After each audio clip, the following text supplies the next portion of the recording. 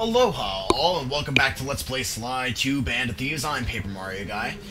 And in the last episode, we really didn't accomplish all that much. We basically got one mission done, but thankfully that led us into our second leg of missions in episode number 5. And we're gonna go from one stupid-ass mission to another stupid-ass mission.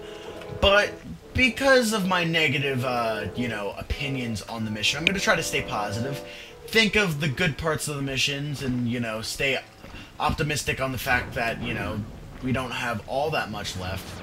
And also coming on the fact that we are actually, and I forgot to mention this, but we are halfway done with the game already, which is, kind of cool to think about, in the long run. Hurry! Use both analog sticks to drive the tank. Press both up to move forward, both down to go in reverse, and in opposite directions to rotate. To fire your turret, tap the R1 button. You'll need to take out 6 tanks to get the job done.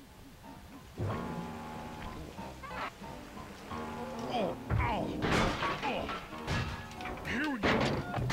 The seat's gotta go back farther than this.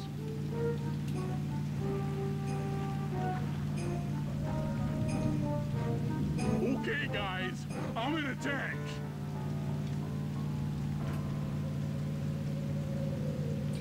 Remember, both sticks up to move forward, both down for reverse, and in opposite directions to rotate. The R1 button fires your turret. Okay, so what makes this so bad is the stupid-ass controls. I don't know whose great idea it was to decide to make the controls so freaking weird, but I feel like the controls could have been so much more simple than this. And I mean, if you're really patient with it, the controls aren't actually so bad, and your left analog stick is going to move you to the right, and your right analog stick is going to move you to the left. But it just seems so convoluted when it doesn't need to be. And thankfully you have a bunch of health, but it takes a few shots to take these tanks down, so make sure that, like, you're prepared to,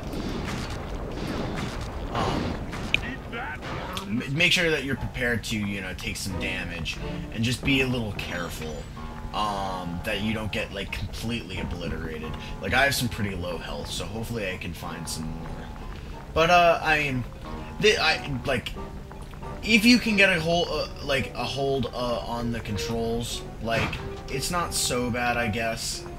But you shouldn't have to, like, get a hold on the controls. Like, the controls just shouldn't be bad.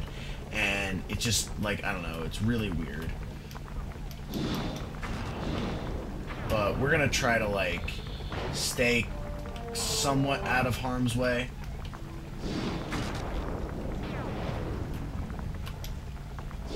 While we're doing this. The tank is gonna basically stay on its route, so if you can, observe what the route is, and then make adjustments from there, that's your best bet. And, like, a section like this is really good. Oh, did I kill it? Did I kill it? Oh, I don't know if I killed it fully. Oh, I did, okay, because I could see in the bottom right, the little thing. But this is actually, I don't know, I mean, it's shocking me. Very much so shocking me, because I remember this being a completely clunky, like, chore-to-play type mission. But I guess if you just, strafe correctly and, be a little patient, it's not so bad. So, staying positive. Staying positive, guys. That's what I'm trying to do. Trying to make this the best out of the best out of a bad situation. So, trying to stay positive. The only thing that I don't want to have happen is to die. That would suck. But thankfully, we got some health, so we have a few, so we have a little bit of a safety net now, so we can kind of just ambush this last tank wherever it is. Should be somewhere close around here. It shouldn't be too hard to locate. Although I cannot seem to find it currently. Hmm. Ah, there you are. Have I already done damage to you, too? Because I think I might. Alright, so let's drive up this way. And meet it. Yeah, there we go! Wow. That was relatively painless. For a while. That was relatively painless. Wow. Oh, man. That was relatively painless. That could have been much worse than it actually was. So, I'm not gonna complain. Just as a side note, I'm not 100% sure what I'm gonna do quite yet. But the first beginning, I apologize if I wind up making it post-commentary, because I realized that I was just being a complete dingleberry and didn't realize that something was up with my mic when there was something. So, yeah, if there's post-comment, I'll probably say it, you know, because I'll be post-commentating, but if that happens, I apologize for that. But wow, really not so bad. Really not so bad.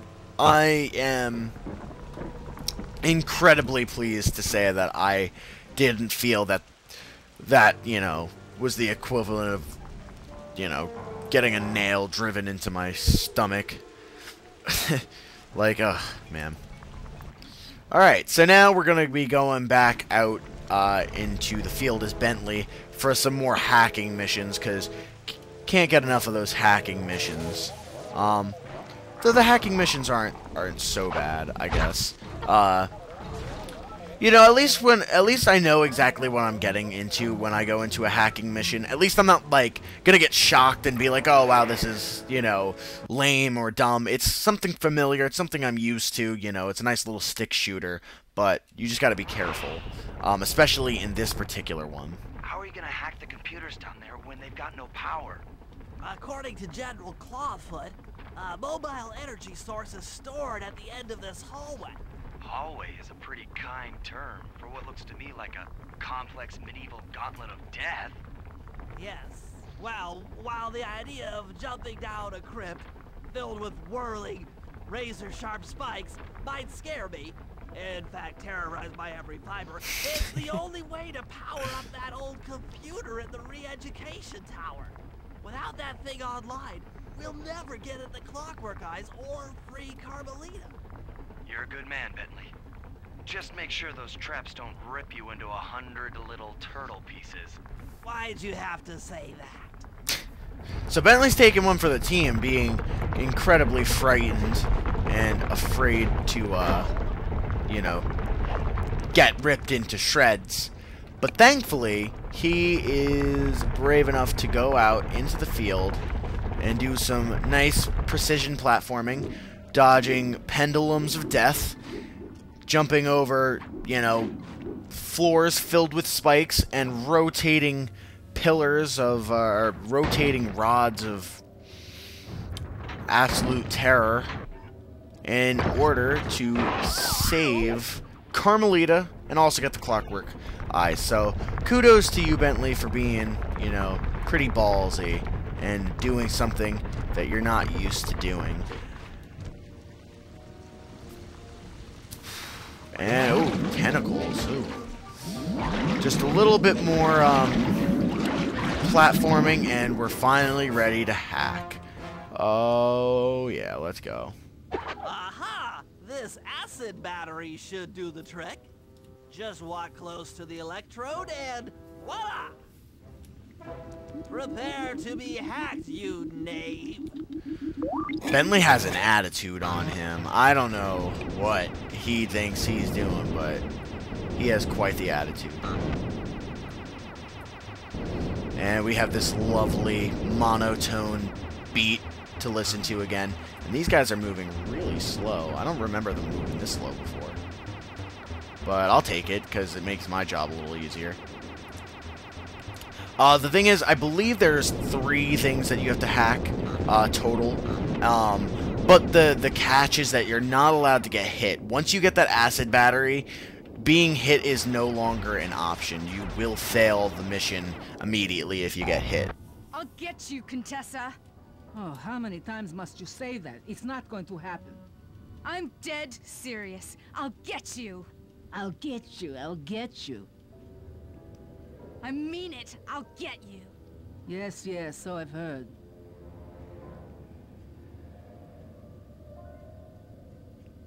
That's 1 down, 2 to go. I'd better not take any damage while carrying this battery to the other terminals. It is, after all, filled with acid. Yes. Filled with acid, so watch out for the tentacles. Watch out for, you know, all these spike traps. And that's kind of why they're there. I mean, navigating them the first time really isn't, you know, a big hassle, because if you get hit, it's no big deal. But if you get hit now, it's a big deal. Bentley does not want to get completely covered with acid, so be kind to him, because he's doing something that he doesn't want to do, and just be a little bit more careful. Okay. Thankfully, just like pretty much any other mission, though, if you get hit, it fortunately just brings you right back to your last checkpointed area, which is incredibly convenient and quite nice of the game developers, because they could have been really, really cruel and just completely unforgiving in their quest to, I don't know, make a difficult game or something. But that's not their intentions, and thank God it isn't, because this can be kind of annoying sometimes, especially if you had to, you know, possibly do 2 to, you know, 3 missions over again. That's not fun, and no one wants to do that, so. As you can hear, our little monotone beat has gotten a little faster, and we've also got some more of these little enemies. Now, instead of these weird moon-shaped enemies, we also have triangles thrown into the mix. Triangles are clearly much more threatening, and should be not taken as lightly. They will chase you, but thankfully they can't shoot, so it's not a big deal. Maybe I should approach this through your id, instead of your conscious mind. It might help to get around your super ego. She may have a super ego, but she kind of deserves a Contessa. She does get very close very often. Computer and I can get out of here. But now we have to go down the stairs and back through the pendulum room. I feel like I'm narrating, like, an episode of the Legends of the Hidden Temple. Oh, come on. Timing. Oh, timing. I don't like timing. Alright. Oh, whoa. Not so bad. I think I still have one more room, right? Yes. Of course I do. Alright, but this one is... I was just about to say that this one's probably the most tame of all the rooms. And of course, that's the one that I die on, like, instantaneously. One more computer and I can get out of here. But it's okay, because the pendulums are pretty easy to navigate, and as is this section. This section is actually not so bad, even though I died again. But it's just pretty much most of the same hacking. I guess while I'm making my way back, I figured I would ask, how are you guys enjoying the project? Oh, how are you guys enjoying the project so far? You know, like I said in the last episode, or I think maybe even earlier this episode, we are more than halfway done with this game, so we don't have all that much left to go. You know, we have three episodes left, because there's a total of 8. I will spoil that. Not that it is a big deal, but 8's like the magic number in video games anyway. But, yeah, we have 3 more episodes. The next 2 are actually, I think I've mentioned it before, probably my favorites. So that's to look forward to, but I just wanted to kind of get like a general idea of, you know, what the idea on Sly 2 was. I personally like it a lot more than Sly 1, and I like it more than Sly 3 too, so I really enjoy it. And I know some people may not be the biggest Sly fans, but I don't know, I feel like it's an enjoyable experience, not just to play, but also to watch, just to... Because when you watch, it's kind of like an objective thing. You're not blinded by, like, you know, gameplay. You can kind of just enjoy the story. I mean, gameplay is obviously the main selling point, but, you know, you can really appreciate the story and, you know, understand everything that's going on, which I think is, you know, definitely cool. Alright, so far, so good. Destroy some of these some more of these triangles. But now we have, like, the big boss. This is, like, the big hack boss. And it's really easy, because all you have to do is circle around it.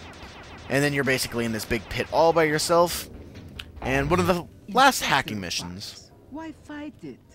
Don't you want to be my friend? No, you horrible 8-legged cow. No. That was harsh. With that old computer powered up, my work here is done.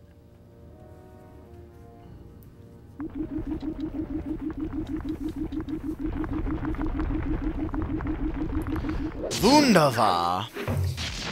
So now Bentley and Murray are both basically done for this episode. We only have one more mission to do as Sly, and then I think we're going to be pretty much ready to go with our big heist. And this is, to me, the biggest heist that we will have attempted at so far. You know, stealing from Rajan was a pretty big deal. You know, he's a pretty scary dude. We had a pretty awesome boss fight. Dimitri was a piece of cake. And last time busting Murray out was not so much a heist as it was a rescue. So, I'm definitely excited to get going with this particular mission. Well, I'm going to, before I close out this mission, I just wanted to make one final comment in regards to clues, and I might mention at the beginning of another episode, because I know that not everybody watches to the end of the episode.